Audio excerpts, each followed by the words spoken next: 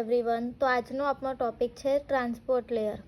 A transport layer protocol provide logical communication between application process running on different host. એટલે કે transport layer છે એ protocol provide કરે છે logically communication કરવા માટે અને એપ્લિકેશન રન થવા માટે એ અલગ અલગ હોસ્ટ પર. By logical communication, application process communicate with each other by using the logical communication provided by the transport layer to send message to each other. એટલે કે લોજિકલ કોમ્યુનિકેશન કરે છે એપ્લિકેશન અને એ પ્રોસેસમાં એ ટ્રાન્સપોર્ટ લેયર મેસેજ સેન્ડ કરવાની process છે એ provide કરે છે લોજિકલી.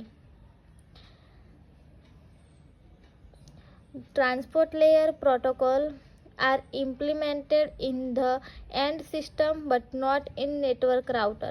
એટલે કે એ ટ્રાન્સપોર્ટ લેયર પ્રોટોકોલ છે એ ઇમ્પ્લિમેન્ટ થાય છે એન્ડ સિસ્ટમમાં બટ નેટવર્ક રાઉટરમાં નથી થતું. On the sending side, the transport layer convert the application layer message in receiver from a sending application process into transport layer packets.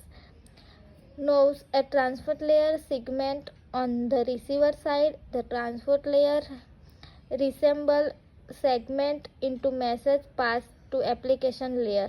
A network layer protocol provide logical communication between host. એટલે કે network layer છે એ protocol છે provide કરે છે logical communication માટે અને જે sending side હોય એટલે કે જે આપણે જે મેસેજ સેન્ડ કરતું હોય એ એપ્લિકેશન લેયરમાં મેસેજ છે ટ્રાન્સપોર્ટ લેયરમાં કન્વર્ટ કરે છે એપ્લિકેશન લેયરમાં મેસેજને રિસીવ કરવા માટે અને એ રીતના એ મેસેજ છે તે યુઝરથી સેન્ડરથી લઈને રિસીવર સુધી પહોંચાડે છે.